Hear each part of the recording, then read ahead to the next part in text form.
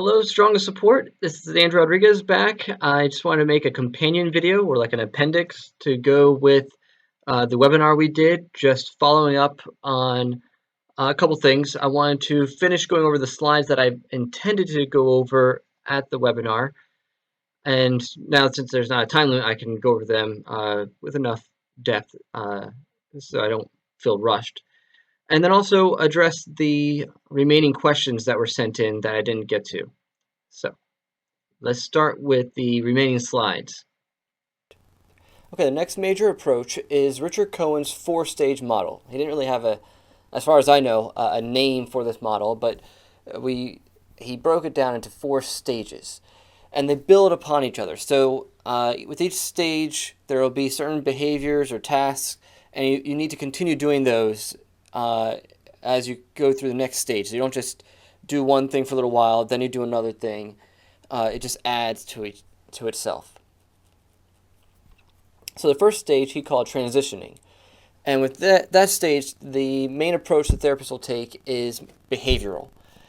The goal of this stage is it's about transitioning in behavior and methods of coping with the same-sex attraction to disengage from and participating in homosexual pornography or actions with other people, relationships, and begin the separation process of separating yourself from the behavior associated with homosexuality. So it's going to require a lot of behavioral work and sort of treating it like an addiction in some ways. You're going to start with cutting off sexual behavior like porn, masturbation, acting out, one-night stands, dating apps, hookup apps, things like that. Develop a support system, an accountability system. Have people that you go to for accountability, that you share your struggle with, who will be there to encourage you in your next goals. They won't condemn you. You don't want someone as an accountability partner who's going to shame you or condemn you when you confess things. You want someone who's going to hear you, agree with your values, agree, yeah, that was wrong, but then point out, hey, there's hope. We can learn from this. You're forgiven. And let's keep moving forward. They're going to encourage progress, not condemn you, not put you down, not tell you you're despicable and shameful. If you have someone in your life like that, that's not the person you want to be going to with your issues. So you want people who are going to uplift you, but at the same time aren't going to encourage you to embrace this behavior that you're trying to change. So also, that's the next within this stage is beginning work on self-esteem and mending your relationship with God. So there will be a lot of emphasis on positive thinking and recognizing cognitive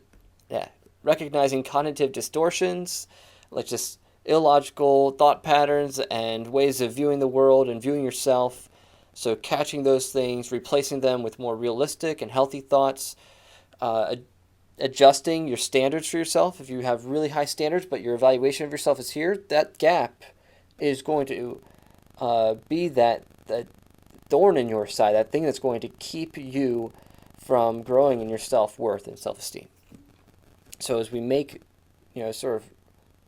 raise your self-evaluation and lower that any unrealistic expectations you have that are just too lofty, make them more realistic, and then strive to do better in certain traits or behaviors, skills, so that you can decrease that gap.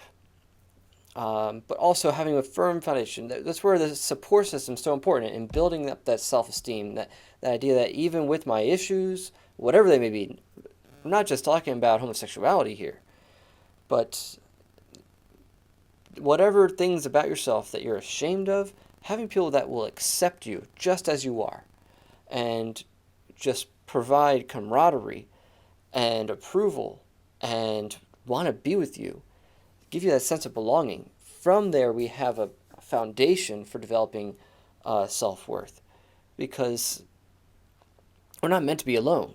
We're social creatures. So our sense of honor comes from acceptance from a community. Okay, so, and who knows how long someone may be in this stage of transitioning. I've worked with guys who would not kick the porn habit, and so they're still stuck in that stage. They refuse to open up to people, to take that chance. I'm talking about guys with either same-sex attractions or with just regular heterosexual sexual addictions. So they sort of are stuck in that stage for quite a while. It's a risk because we've been relying on the pornography and the masturbation as our self-medication. Well, we need to be willing to cut that off, remove those exit plans, so that we can really see where God is going to come in and provide help for us. And that means also taking steps. So it overlaps with the next stage, which is grounding. And there's going to be more cognitive therapy. And the goal there is to increase assertiveness and communication skills. Because as you're finding that you're stepping away from the old behaviors you used to use to cope with your problems, you might find that, that means I can't rely on my old resources. I need help from other people. But if you've been so scared to reach out to others for help and to state very directly and clearly what you would like, as in like how you would like someone to help you, like I need a hug right now. I need to talk. I just want to voice my concerns. I need someone just to tell me I'm loved. And if you've been so scared to do that for the longest time, then this next stage is going to be key. Developing assertiveness and communication skills, problem-solving skills. Like if we default to sexual addiction when we're faced with a difficulty, we're not developing any problem-solving skills. So we need to begin, all right, let's learn new ways of coping, new ways of addressing difficulties in our lives. And then also there's going to be a deeper work of inner healing. That starts in this stage. So as we do this, we recognize some of our wounds, the ways that, well, of course I don't have any problem solving skills. My parents didn't teach me anything. And so there's a wound that's been identified. And so there's going to be some grieving that begins in this stage. It's not going to be the main focus, but it's going to begin as we become aware. It's a cognitive stage, so we're becoming more aware of our shortcomings, our wounds that we've been covering up with our sexual lust and behavior and addiction even. So the next stage is healing the homo-emotional wounds. So now we've been identifying wounds. We're going to discover root causes. So the next two stages are doing a lot of psychodynamic work. Now that we've stabilized behaviorally, and we've identified new coping behaviors, new coping skills, new ways of meeting our needs in the present, now we have a foundation. We have some security so that now we can sort of do some diving into our deeper wounds. And what we'll need in this stage are people who, this is why you have to have a support system. You need to have peers who are there with you. You need to have mentors or a mentor, a counselor if you can find one. But if you at least have good friends and mentors, people who care for you, who have wisdom, but also don't have a vested interest in what happens one way or the other with you. So not like a family member, because they're going to have ulterior motives sometimes. Not bad necessarily, but like if you're talking to your dad probably wants you to fix this issue because it has something to do with himself as well. So you want someone who can be detached a bit. They're a bit indifferent, but they also are caring and they support you. They just don't have any skin in the game. So they can be with you and they walk with you through the grieving process. As you identify wounds, you grieve. And grieving means you begin to recognize how you were hurt. And you stop trying to make excuses for the person who hurt you or the events that hurt you. And one thing we see a lot is we start looking at our old wounds from the present. And now as we're adults, we look at our childhood wounds and we see now we have more information. Well, like I know that's why my dad was like that because of the way he was raised. And that's good. That's helpful because that'll help us with the next step, which is forgiveness. But that doesn't help us with the grieving. We need to recognize, well, how did you feel back then? You didn't know all that stuff back then. As a little boy, you didn't have all that understanding. You didn't have that hindsight you have now. So let's go back and recognize how this affected you. The damage was still done in some way. So let's go back and let's allow ourselves to feel those feelings that we've been blocking for so long. As we do that, we allow ourselves to express those feelings in a healthy, safe environment, whether it's through crying, anger, like releasing anger, yelling, screaming. The grieving process, it looks different for so many people. But allow yourself to feel those feelings. And then you work through forgiving that person, releasing them from the debt of what they did. Now, this is where it can be difficult if you're still in a home where the persons that hurt you back then are still hurting you in the present. This is going to make things just incredibly difficult. So sometimes you just simply need to get out of that environment. Grieve, heal, then you can forgive, and then you can actually enter back into that relationship possibly, but under different conditions, under healthier conditions. The main thing here is that you're taking responsibility for yourself and your healing journey. And it's going to be crucial here to build healthy same-sex relationships, especially with guys who don't have same-sex attraction issues or lust issues. So guys that are trustworthy, who are dependable, who are safe, and some may know about your struggle, some may not. That's not a prerequisite for them to be healthy, but I would definitely encourage you that as you feel safer with them, you feel more a part of the group, that you share that with them, so you can see that as you're safe, that you can be more real and authentic. So you'll need those same-sex relationships. That's going to help heal from any of those wounds from our parents, our same-sex parent, and become a model to us, not just parent, but also a lot of times we've been hurt by siblings, for men, hurt by our brothers in different ways. And that has a lot to do with how we relate to peers and our potential lovers. So we want to realize that what we're really looking for a lot of time is connection. And so we want to get healthy connection with the same sex. And that brings us to, once we've made some progress in that area, then we can move into healing the hetero-emotional wounds inflicted by the opposite sex. That could be our mothers, it could be a sister, it could be other figures of the opposite sex that we looked up to and admired, but then they shamed us in some way and made us feel like we can't measure up as a man enough to be worthy of a woman. So, So let's discover those root causes. Once again, grieve, forgive, take responsibility, and then build healthy opposite sex relationships.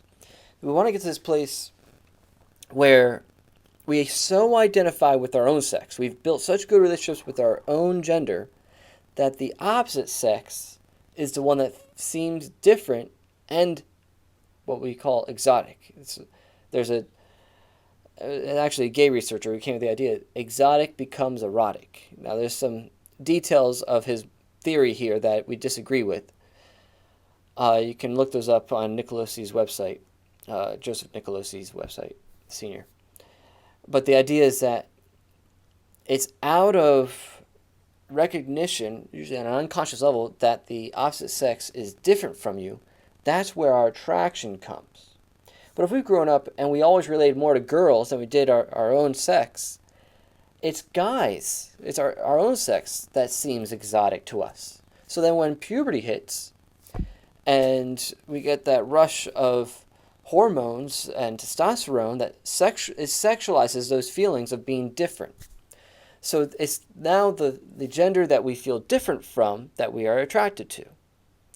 Well, if you've always felt different from your own sex, then when puberty comes, it's your own sex that's going to become more attractive.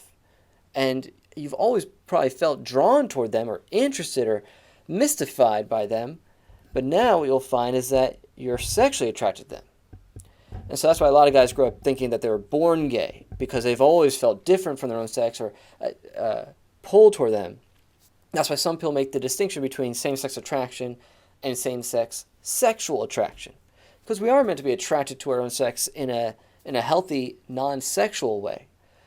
The problem is when it becomes sexualized and we feel pulled or drawn or desire attention from the same sex. So we want to get to the point where we're more familiar with our own sex. Like, all right, I feel like I'm one of the guys now. Okay, I don't want to consume this guy. And really, that's the way you can refer to homosexuality as kind of cannibalistic. You want to consume them so you can integrate them into you. But once you fully are secure in your own manhood, you don't have a desire to do that any longer. It's now the opposite sex that is appealing. So we also want to build healthy opposite sex relationships so that there's a distinction. Now, I know with Islam, there's been historically, traditionally, there's been that a very clear distinction between male and female. So I'm not sure how the dynamic is in Islam, but I know one of the dynamics I see in America among just non-Muslims is very much guys who spend so much time with girls, they almost become like one of the girls. And they don't see the distinction. They almost think that they can get away with talking about their private parts with girls and talking about intimate details with girls and letting girls talk to them about things that they should only be talking about with other girls, not with them as a guy. And so there's no boundary there. And we make it sort of like give these guys, the gay guy, the gay best friend, a pass. Like, oh, we treat him like a girl. No, there should be a distinction. There are male things, female things. There's male boundaries, female boundaries. And when we respect those, then we can start to develop that separation that leads to the attraction eventually. Now, if you're doing this work later in life, it's I'm not sure if it is always to be expected that you will eventually develop that attraction because to the opposite sex, because of how long have you been suppressing just sexual desire in general. So we can get to the point of being sexually apathetic, where we just have low sexual interest. And the only sexual interest that we maybe used to nurture was for the same sex. And so then when we start healing from that, it may be difficult to acquire the attraction to the opposite sex. So for some, progress may look like decreasing same-sex attraction, but it might not always lead to an increase in opposite-sex attraction. For so long, we've only measured the one dynamic, the one continuum of how much same-sex attraction someone has. And we failed to also measure how much opposite-sex attraction someone has. So researchers now are starting to realize, okay, we need to include that in our measurements. So we'll see, hopefully, more research will continue to happen so that we can really get a good figure of all that. Okay, like I was saying, there's other approaches other than Nicolosi's and Cohen's. They're probably most well known. I know a lot of guys who've done training with Nicolosi and others who've done training with Richard Cohen. So it's easy to think that they're the only ways you can deal with unwanted same-sex attraction. But what you'll find with the Alliance is any mainstream counseling approach can be used. And one of the most surprising to me is how narrative therapy can be used. Why is that? Because narrative therapy is one of the most modern, really it's a postmodern form of therapy. And so it's so, to me, associated with left-wing mentality and philosophy, with social construction and reconstruction philosophy, that I would never think it could be used for this type of issue. But Carolyn Pila, one of the past presidents of the Alliance, she comes from a narrative therapy approach. Now, she does so with some modifications, because with narrative therapy, typically, like I said, is rooted in postmodern philosophy and relativism. So they don't believe in justifying any sort of grand narratives and that there's any absolute truths, okay? Now, Carolyn, as a Christian, disagrees on that point. But there are aspects to narrative therapy that can be used in ways that most people on the left, the progressives, would not think. Now, with narrative therapy, there's a big focus on collaboration. So, whereas maybe reparative or reintegrative therapy will often, they'll use collaboration, of course. The client sets the goals, but especially with more traditional psychodynamic and psychoanalytic approaches, the therapist is viewed more as like the expert that's going to help train the client, or at least be the one who will be the most objective person, and that they want to build the transference there. Narrative therapy is more collaborative, I would say, and the therapist is even less directive. And their main goal is to support the client's autonomy. So one of the main objectives here is for the client to deconstruct stories and reclaim lost stories. So we're going to examine co-created discourses from family and culture and self as well. What that means, co-created discourses. So there's maybe statements that we just grew up hearing, like, born this way. Okay, that is a discourse. And when we own it, we take it upon ourselves, it becomes a co-created discourse. So we hear it in our culture, we believe it, it becomes a story. That people are born gay, cannot change. That becomes now a mantra in our society. And we hear it, we can grow up with, oh, I've always been this way. Things like that. On the other side, we could hear other things. It's a choice. People just choose to be gay, which really lacks the nuance it deserves. So that becomes a discourse we hear in particularly conservative cultures and families. And so we hear that and we like, well, I must be choosing these attractions. And so that builds our shame and our guilt. And those stories enforce our identity, the way we view ourselves and our worth. And what is narrated and rehearsed becomes powerful. So the more we hear something and the more we believe it and we think it in our mind, and then we rehearse it by acting on it, it becomes a story that really has a lot of power in our lives and a lot of control. What is not narrated is lost. So one of the goals is to deconstruct the stories and support the client's autonomy, their own self-determination in choosing the narratives, the stories that have been lost, the ones that they want and that fit their values and their goals. And one of the main techniques you'll use here is externalizing the problem outside the client's identity. So we want them to stop identifying with the problem. And so it might be, say she's working with a client with suicidal ideation. She had an example where they nicknamed the suicidal ideation Psy, for S-I. And so it became something external, it became anthropomorphized, so that the client could deal with it as an issue, as an experience. When it comes to same-sex attraction, Carolyn would say she calls it same-sex attraction experiences. She wants to help the clients separate themselves, their identity, from the issue itself.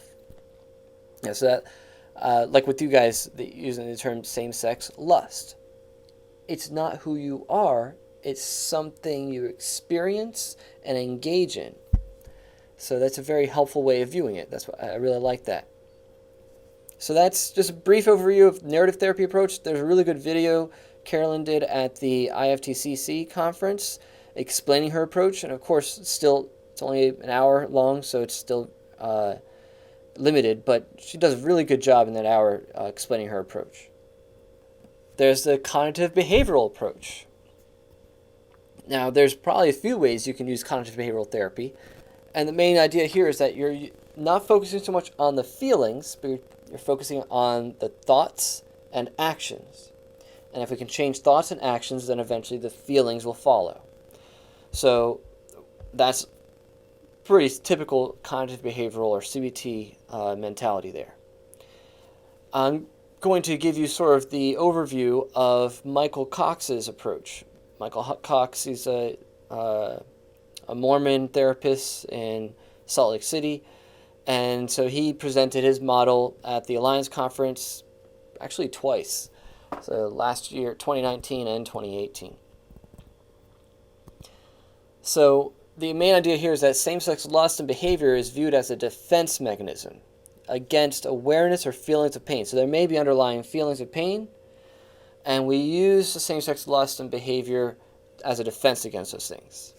Now, he did not really take a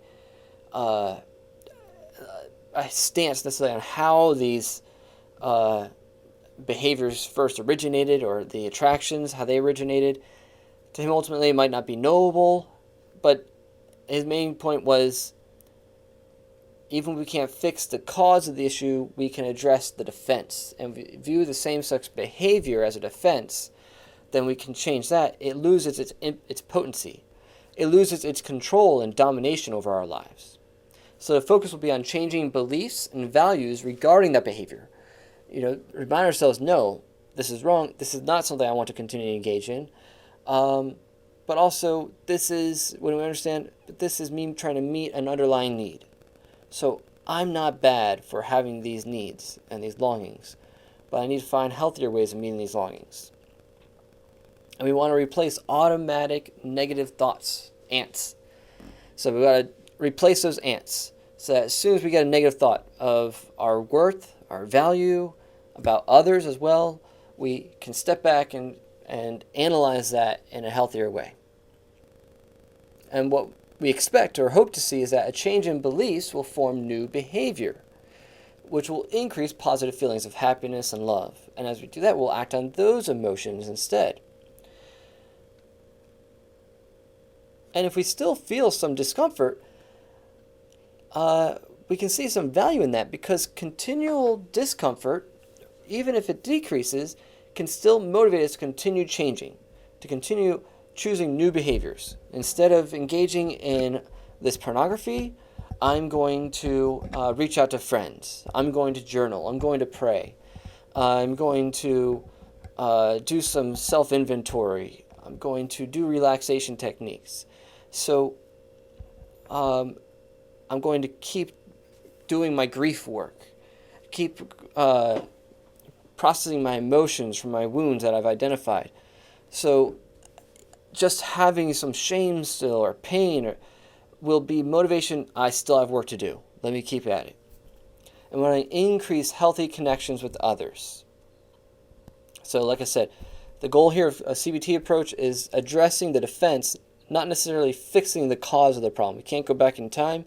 So let's work on, the behavior itself and the thoughts that reinforces those behaviors. And through doing that, we at least, even if the attractions continue, we've at least eliminated or reduced the impact on our lives.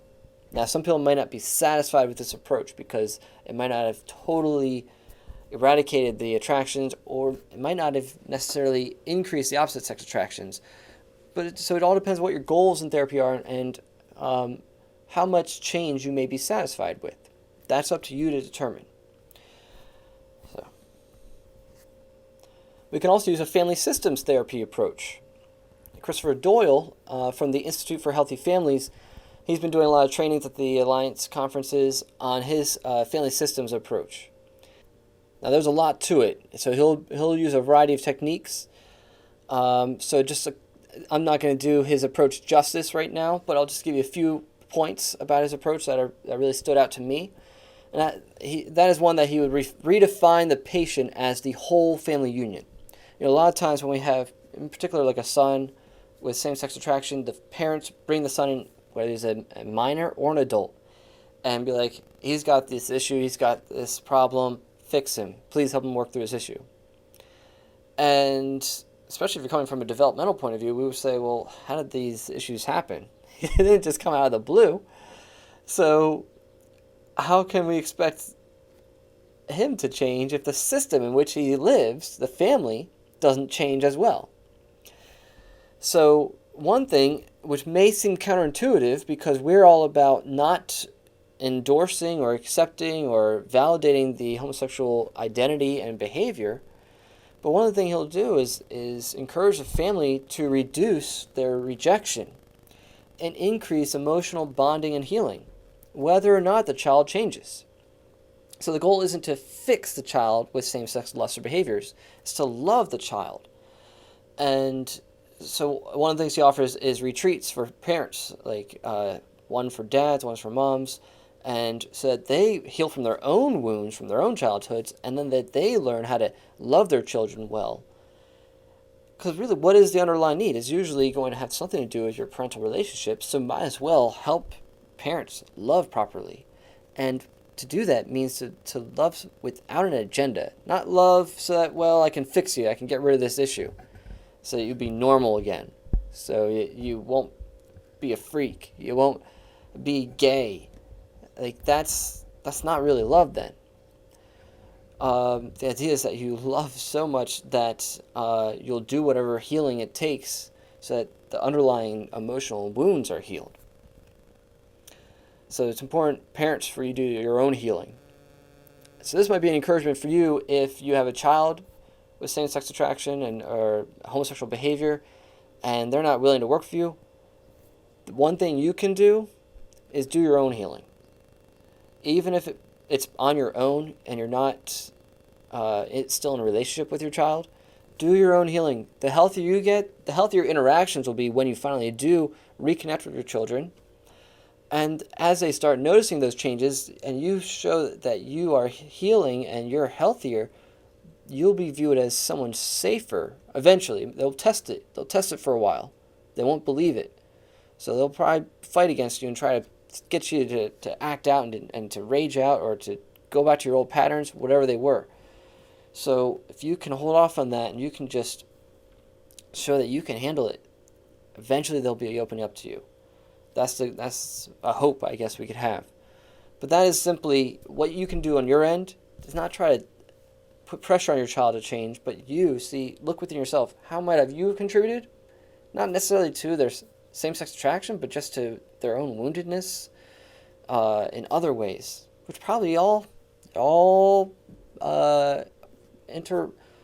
interrelates. It all overlaps, and we're a whole. Everything matters. And that brings us to our experiential approaches, such as psychodrama, which is often used in the family systems approaches. But also Mike Davidson from the Core Issues Trust in the UK, he uses psychodrama. And so you do, usually in a group setting, you'll have the members of the group will do activities together, and usually there'll be a person in the group who they'll be like the patient of the day, and they'll describe a scenario that they grew up with perhaps, and the group members will reenact that childhood dynamic and that childhood memory. And it becomes like a way to access emotions that were buried. You may also use Gestalt techniques like an empty chair, where you have a chair that the patient looks at and imagines whoever abused them, whoever failed them in some way, and shares with them what they think, how they feel. They have an imaginary conversation with that person, or monologue, that is talk. And so that can be healing. It can be a way to release emotions. Support groups are so important. I usually say that the best approach is to do individual counseling to go deeper with issues and have that support group so that you can build up that sense of being part of your gender, being part of one of the guys, that you really belong. And so it's so important to have both. Even if that support group isn't necessarily for same-sex attraction, but it's just a safe group where you feel like you belong there. But the more open you can be about yourself and your struggles, and others can be as well, the better that group will be. And it can be a peer-led group, or it could be a therapy group. It can be closed, or it can be open. The better groups would be the ones that are more closed, not open, where people can come and go. You want a group that's safe. You can do retreats for helping to heal masculine wounds, like Journey into Manhood. I've heard mixed things, but a lot of it's been just stuff that's distorted in the media. So the friends I have who've actually gone always tell me it was a powerful experience. And they also have a follow-up group they can do. So that's just an overview of the different approaches that can be used in addressing unwanted same-sex attraction and lust and behavior. like I said, that's just a sample. So any mainstream approach can be used. The main things you want to look for are having a solid and growing therapeutic alliance, because you may have started off with some rapport, but maybe as you start doing some deeper work, some feelings will come up, and you might transfer those feelings, say issues with your parents, you may transfer them, project them onto the therapist, and now you'll feel detached, you'll feel scared to be honest and open with that therapist.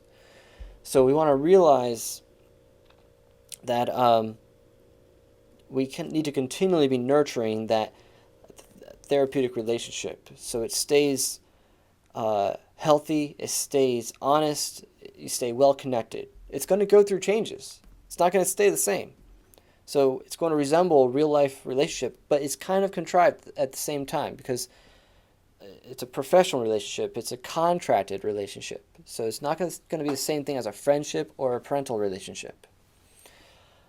So you want a good therapeutic alliance, and you want a therapist who's going to respect, honor, and encourage your independence, your autonomy, your self-determination. All right, I had some other slides on here as well, but this was the most I wanted to go over at the webinar. I know Ali sent you guys the rest.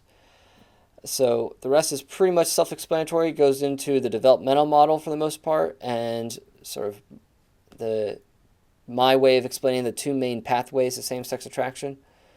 And I have a link in the PowerPoint to a video of Joseph Nicolosi going over shame versus assertion self-states, and a critique of the APA and their opposition of the work we do. And then some studies that show positive outcomes. Now, bear in mind, positive outcomes, if we see change, it's on a continuum, and there's different continuums. One continuum may be for change in the same-sex attraction.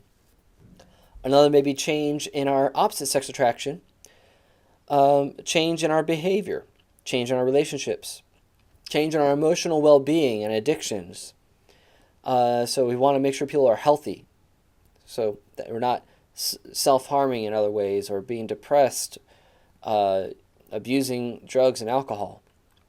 So that's an important measure as well. Okay. Okay, on to the remaining questions. All right. Is it worth obtaining a profile of some kind of prospective therapists? Are there therapists available in the UK for SSA-related matters, or is it mainly the US? All right, good question. I don't have like a directory of all the therapists that are out there.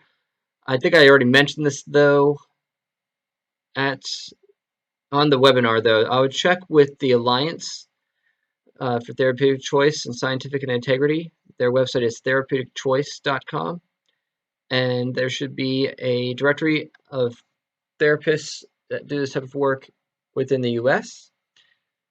For other countries, I would check with the IFTCC, so the International Federation for Therapeutic and Counseling Choice. It's a mouthful. As far as the UK, the only one I really know of would be Mike Davidson and the Core Issues Trust. So I know he's mostly, I think, Northern Ireland, but he probably has other ways of connecting. Now, the good thing is a lot of the therapists in this field are open to doing remote counseling. So if you can't get to their particular location, some of them may be able to do counseling online, such as Zoom or other platforms. And so I would look into, if you can't find someone nearby, check with someone who does this type of work to see if they can do online counseling. I often get requests from people who see my videos, and the first thing I try to do is refer them to someone nearby. I try to find out where they're located, and I would much rather you see someone in person. Or at least someone close who understands more about your culture. It'll just help the process go along a little faster. But definitely, someone that you can see in person is going to be best. But I often tell people, hey, if you come up dry, let me know. I'll see what I can do as far as pulling strings or doing some searching. And if worse comes to worse, I'll be willing to at least work with you myself. So I've done that a little bit here and there. I prefer working mostly with clients I can see in person, but I do have some clients to see online, but it's usually people that I used to work with in person and then they moved. So anyway, yeah, I would check those two main resources there, the Alliance and the IFTCC. All right. What is the evidence regarding the efficacy of EMDR, the eye movement desensitization and reprocessing? Is it really effective erasing past memories of trauma? No, because that's not its purpose. It does not erase memories of trauma. Although I've heard the way some people experience the relief they have after doing EMDR regarding certain traumatic memories is it's almost like they can't remember them. So I hear that as well with IMTT, image transformation therapy. So it's not that it actually erases the memory, but it could at least make it so you can go back to that memory without all the reactions and distressing emotions accompanying that memory. I would direct you to the EMDR International Association, and their website is emdria.org, and there should be research on there about the efficacy of EMDR. I don't have like studies on hand right now, but it is considered like the most effective form of treatment or protocol to use for people with particularly complex trauma that was pervasive. But I've even seen cases of people using EMDR for paraphilias, people with impulse issues that are related to a particular memory, addictions. So if the addiction is rooted in a particular event, so and also just regular PTSD. Now, usually the EMDR therapist, that's not the only thing they do. They'll do regular therapy with you, and then they prep you for doing EMDR as like a stage or a phase of the counseling. So how can we find the right therapist to perform EMDR? Any websites for registered therapists?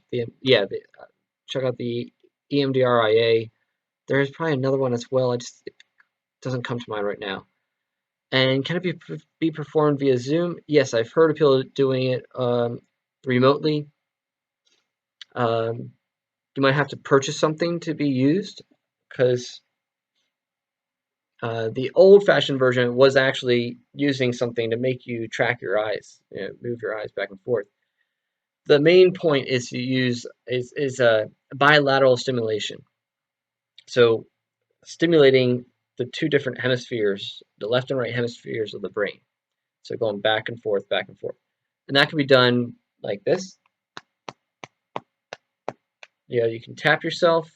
They use like tappers or clackers, where you sort of hold these devices that sort of vibrate, and so that it goes back, left, right.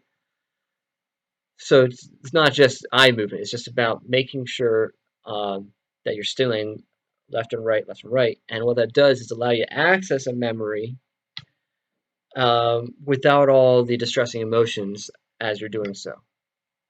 So it's fascinating how it works. What is the evidence regarding, oh, sorry.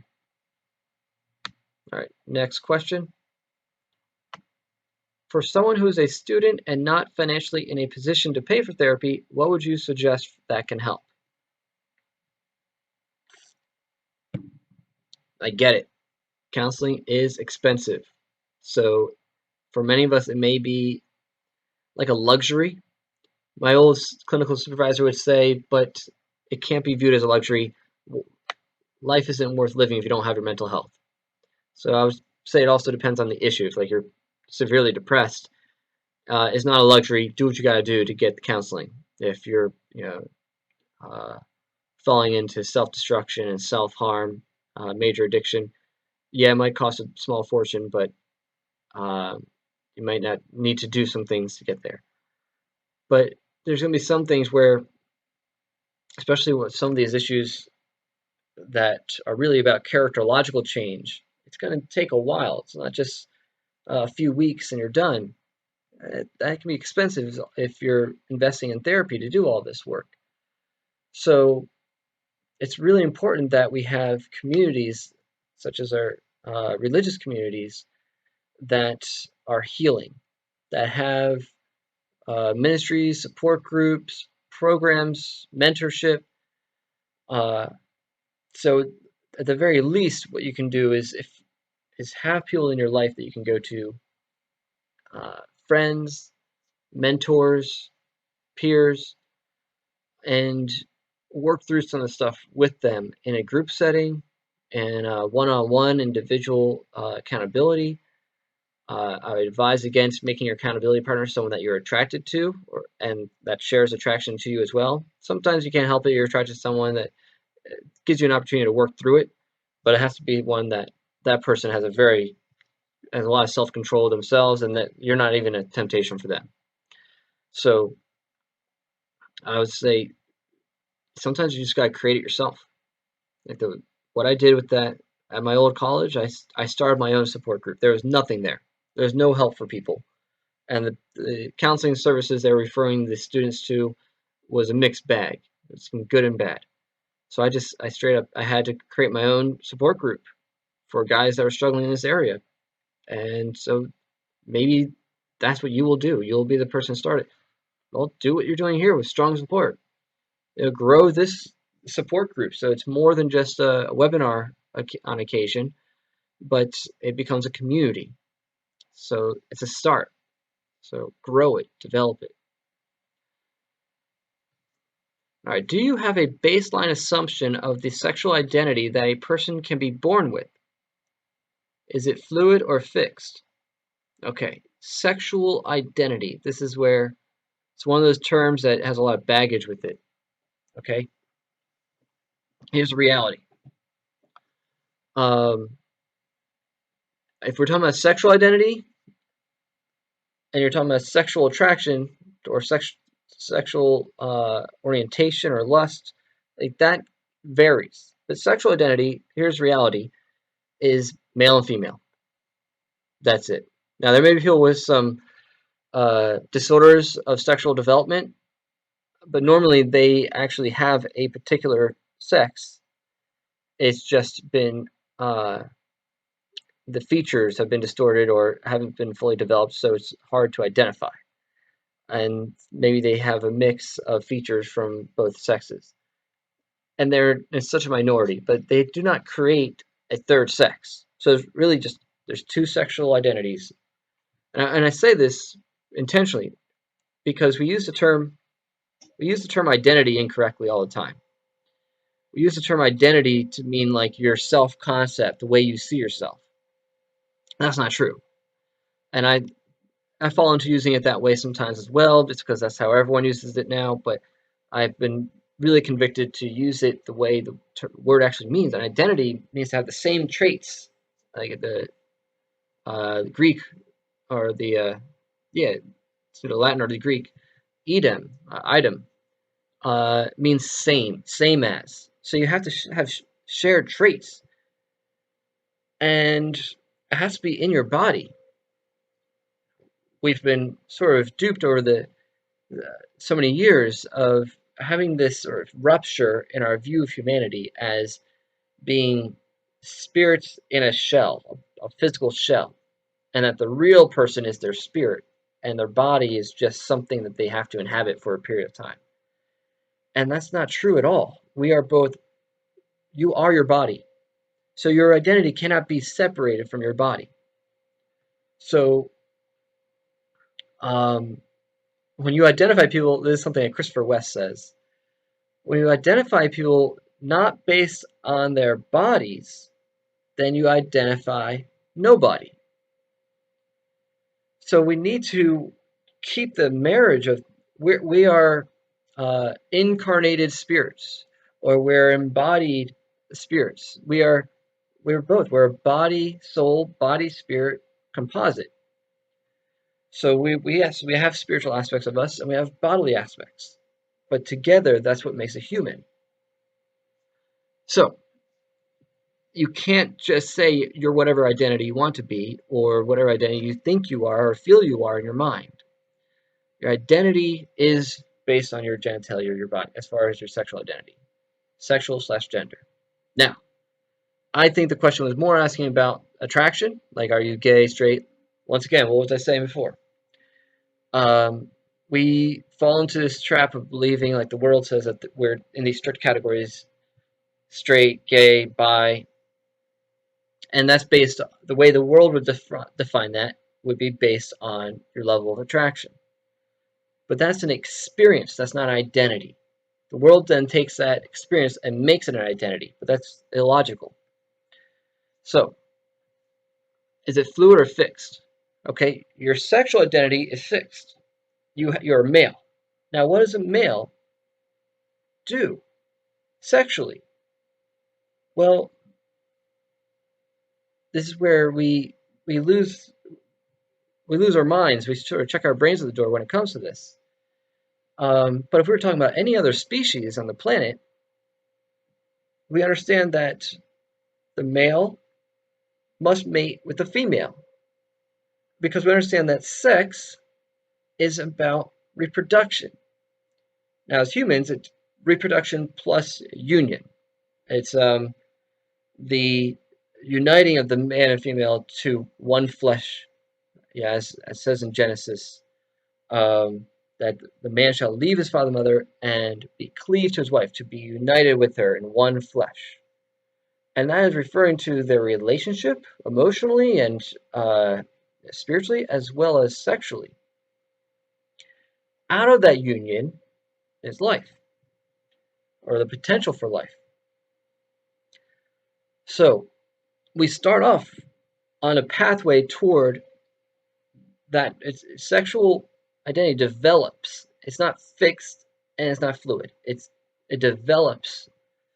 So because boys don't necessarily start off sexually attracted, because that aspect of themselves hasn't arrived yet. You go through life, and certain parts you need to be nurtured. Other parts just come as you age, and then other parts of your brain and your hormones get activated.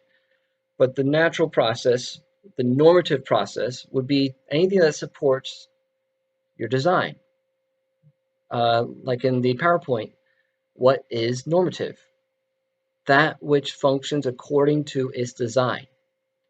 When you have an understanding that we are created, and God created us purposely and purposefully, then you understand that your genitals have a purpose. And any function of those genitals that is contrary to that purpose is not normal and is not normative. So the goal is in childhood to develop men and women who grow into using their genitals according to their design. Okay? So there's some fluidity in our attractions, at least it can be influenced in different ways. But there's a pathway that we're called to, because God has a design for how we use our genitals, and a design for who we unite with emotionally and in marriage. So there's a lot loaded in that question about our basic understanding of humans and the world. What would you suggest when reading material on SSA Matters and experiencing a sense of being overwhelmed? Example, anger can become more prevalent after learning about family dynamics. Well, this is why I would not recommend doing a deep dive study on these issues by yourself. Walk through this with a mentor, with a support person or support group. People are going to be there to help you process this stuff. Spend time in your journal. Do introspection and self-examination. It's a painful journey to work through this stuff. So you'll have to do a lot of deep diving, but you'll need to have the support system in place. So I would caution against doing all that work if you don't have that support system there. Okay, it's dangerous to do that. You will get overwhelmed. You'll become full of anger or shame, guilt, rage, and won't have a way to process that in a healthy manner. So whether you have a counselor or even as a counselor, I would still tell you to have a support group. So you need people in your life. All right.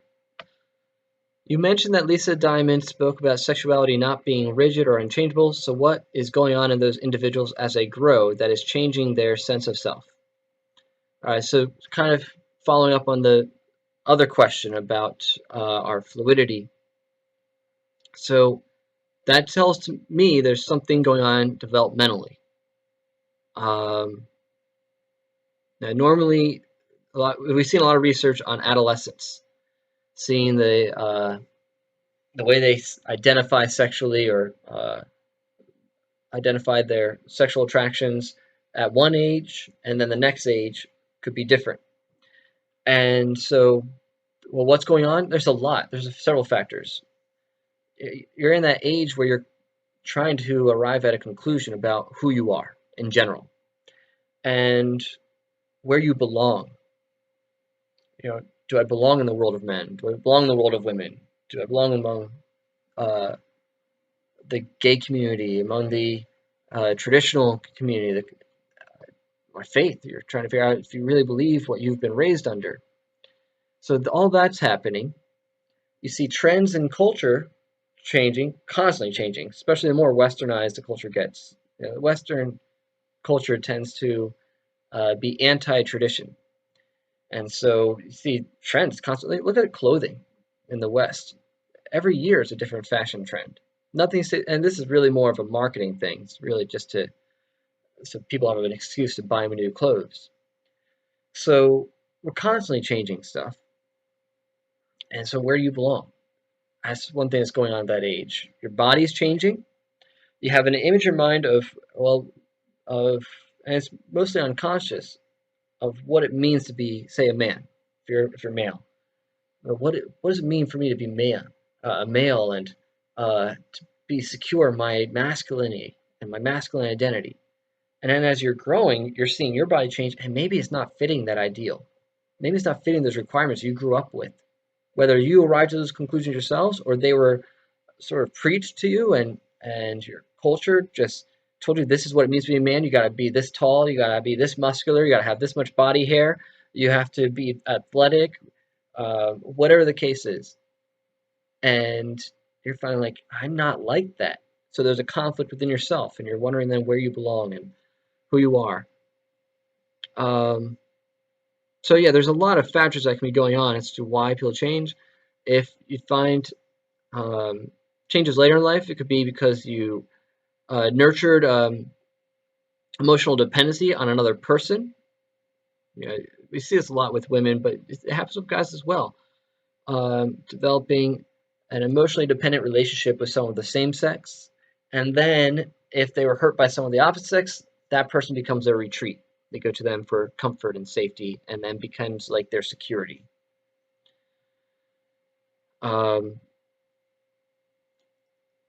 A big thing, especially for guys, is our fathers. He's the one who validates us as men. Now, there's a critical period when you're about age 3 where we sort of start separating in our attachment from mom, at least being solely attached to her, to then starting to attach to dad, and he becomes our gateway into the world of men. And so that needs to happen at that age. But there's another time where that becomes critical again, and that is in adolescence, where now we're starting to grow into men, and we need our dads there or other male role models who will not take advantage of us, but will be there as mentors and models and affirm our manhood. And if that's missing, then that leaves us feeling insecure about our value as men and our worthiness as men. So that's another thing that happens at that age. Okay.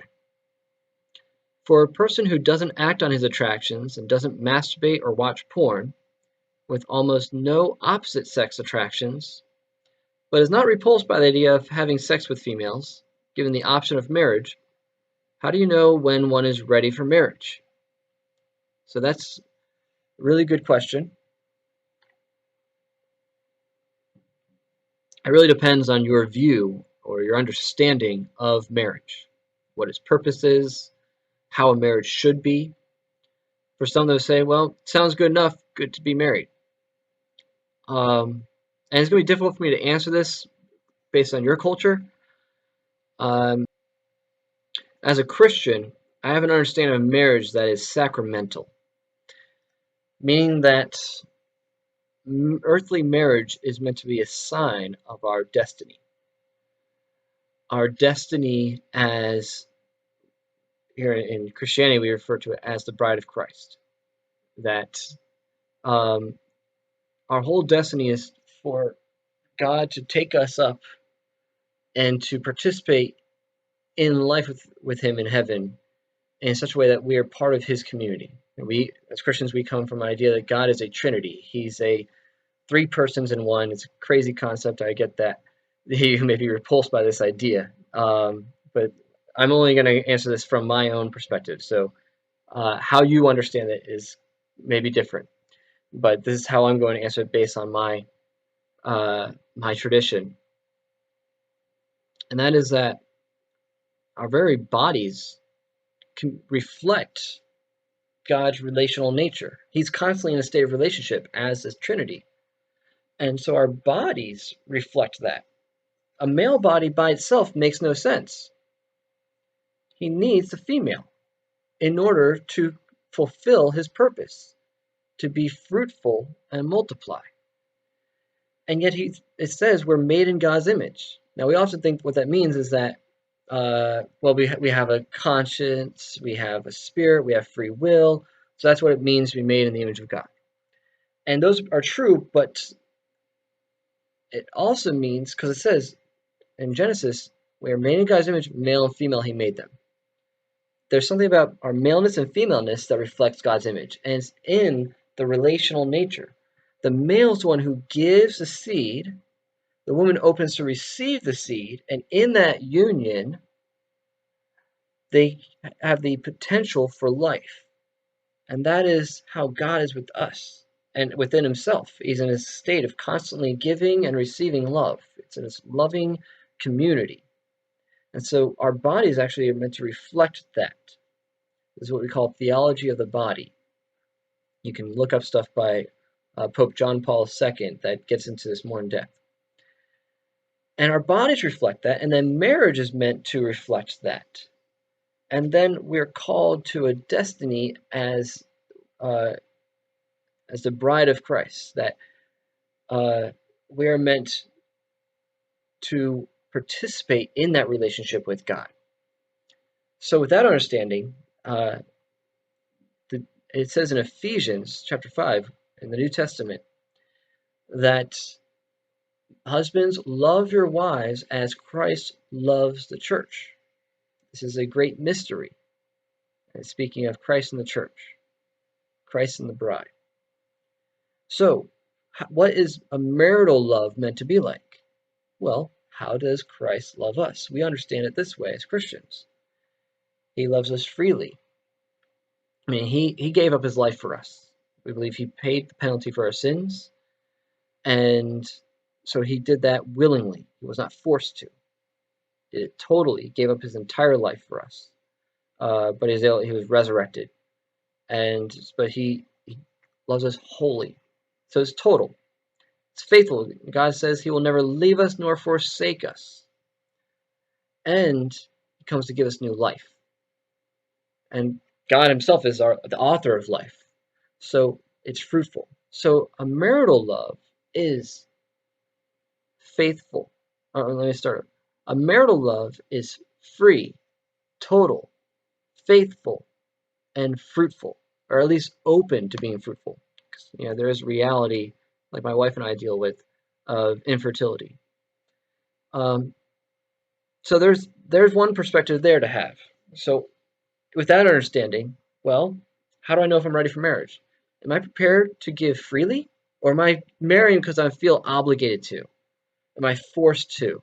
Am I under compulsion to marry? Okay. Am I willing to give myself totally to my wife, or will I hide parts of myself from her? And will I be controlling her so that she is not mutual? It's just she gives to me, but I don't give to her. Is it faithful, or do I plan on having affairs and having other partners on the side? Are you willing to solely devote yourself to one woman? And are you open to life, to children? Are you open to that? And will you give yourself willingly to her and sacrifice for her and for your children? So those principles right there. So if you disagree with the Trinity, with Jesus, if you somehow arrive at that understanding that marriage should be free, total, faithful, and fruitful, or open to fruitfulness, then you can use that as your evaluation. All right, am I ready? Even if my attractions may not be there totally, well, am I willing to get to offer myself in sacrificial love to a spouse and to children, and continue the work of healing if there's other ways regarding my opposite sex attractions to my wife. I know a lot of guys who, dealing with same-sex attraction, will often develop an attraction only to one woman, the woman they end up marrying, and they'll think like, well, that's not very successful. Well, gosh, that's kind of a blessing in some ways. I wish I was the only one I ever found attractive was my wife and no one else. So that would just make faithfulness so easy, and resistance to porn and stuff and just lust so much easier. So it's a blessing in some ways. So that may be the criteria you use. It really depends on your values, your traditions, what the purpose of marriage is, how you understand it, to tell if you're really ready. But I would say the main thing is, are you willing to continue your healing as well? Don't think that the job is done once you marry. So continue working yourself, your development, and your just being willing to sacrifice, lay your life down for your wife and your children. And that may mean not indulging in things that you wish you could because you still, I'm not fulfilled. But the world tells us, no, marriage is meant to make you feel happy. No, we understand what God tells us is meant to make you holy. So as you reflect Him in His self-giving nature, the way God loves us is self-giving. He empties Himself. And so that's how we are as husbands supposed to love our wives. If you're not prepared to do that, don't marry, period. I don't care if you have same-sex attraction or not. If you're not willing to lay down your life for your wife and your children, you're not ready for marriage, period. So, sorry, that's how I'm going to answer the question. I'm not sure if that will conflict with your own values or not, but that's my answer. But that I would, regardless, I would say the more serious the relationship, the more open it should be. So your wife should not be unaware going into the marriage if you still struggle in this area or if you came from that background, and that you have boundaries in place and you work on nurturing the marriage as much as possible. Because out of that, you might not be sexually attracted immediately, but I've worked with a guy who, no same-sex attraction, but he was just sexually apathetic, but he still had a girlfriend. He just wasn't really sexually attracted to her, or it just had low sexual interest. But then after marriage, he had his wedding, and then they started to have sex, and he's like, I actually really enjoy sex. He didn't think he would. So that may change, but I would say mostly will change as the relationship is nurtured. And view your wife with fascination, someone who's a mystery you want to explore. Be fascinated with the mystery of your wife and her heart. Get to know her heart. As you develop an emotional intimacy with her, that may be what helps develop the sexual interest. But also have that group of men that hold you accountable, that we need to have the male connection still. We still need male camaraderie, because out of that identification with our own gender, that our wives still become attractive. We need to keep nurturing that throughout life. Okay. So that's what I gotta say for now. I thank you so much for your guys' time and your attention, and I hope this helps. And yeah, God bless you all as you go against the culture and the ways that it may be influencing your own faith, and you just try to be true to your convictions. Okay, take care.